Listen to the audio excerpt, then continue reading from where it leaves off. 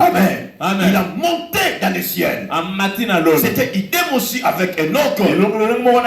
Il a servi le Seigneur. Et il a fait un bon témoignage en disant, en servant Dieu et être un enfant de Dieu. Les gens l'ont cherché de gauche à droite, ne l'avaient pas trouvé. Parce que le Seigneur l'avait pris.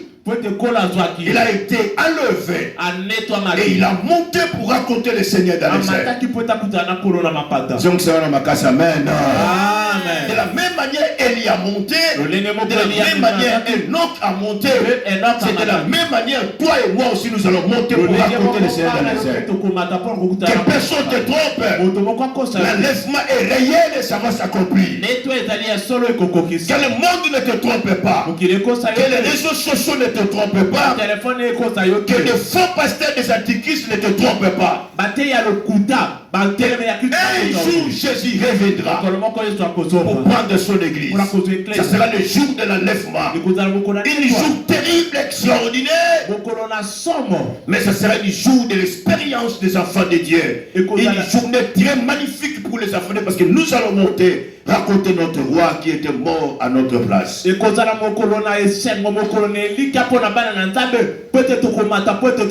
serons tous dans la joie et nous allons bénir les tout-puissants, les seigneurs des seigneurs. Et avec moi, Amen. Amen. Un jour, notre Seigneur lui-même, il a commencé à monter. Il était avec les apôtres dans les montagnes des Oliviers. Et les apôtres regardaient le Seigneur est en train de monter. Mais avant de monter, il a dit à ses disciples, je ne vais pas vous préparer des places, mais je rêve de vous prendre.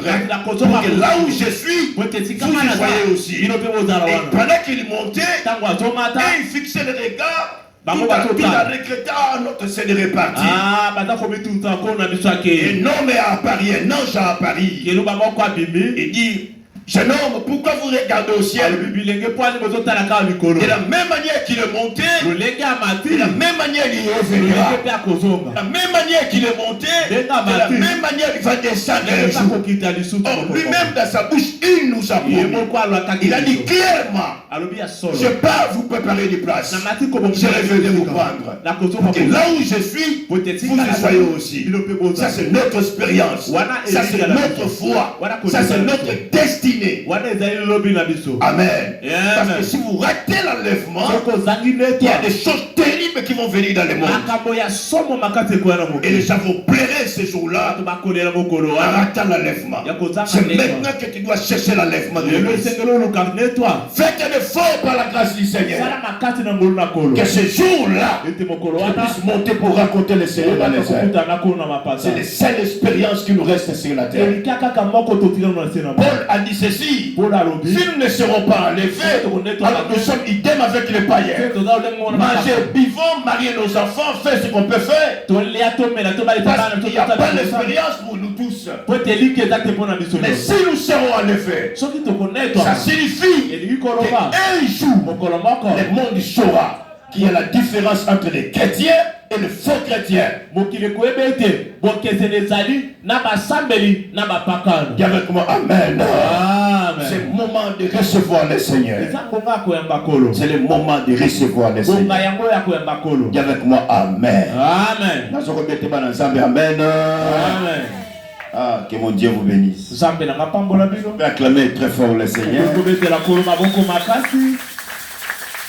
Car ce sont des messages des adultes, des gens qui lisent la parole de chaque jour. Je fais un effort de simplifier ça pour que tu puisses comprendre. Amen. Amen. Dans la prophétie de Daniel, chapitre 9, verset 24 au 27e verset. 9, 24 à 27. Il a parlé sur les 70 semaines de Daniel. Dans les 70 semaines de Daniel, Daniel avait prophétisé les choses qui vont venir à la suite. Il a annoncé. Dans ce livre-là. Alors d'après la calendrier prophétique, donc l'horloge du Seigneur a été arrêtée dans les 69e semaine. Amen. Amen. Donc depuis que Daniel a prophétisé l'arrivée de Jésus sur la terre, ils ont commencé à construire les temples de Jérusalem jusqu'à ce que le temple de Jérusalem était achevé. Et Jésus est venu mourir à la montagne de Golgotha. Cela a fait 69 semaines. Or Daniel avait prophétisé 70 semaines. Donc Daniel a sa qui 70 semaines. Or quand on parle d'une semaine en Dieu, ça signifie 7 ans. Donc, depuis que Daniel a prophétisé jusqu'à la mort de Jésus sur la croix, cela a totalisé 483 ans.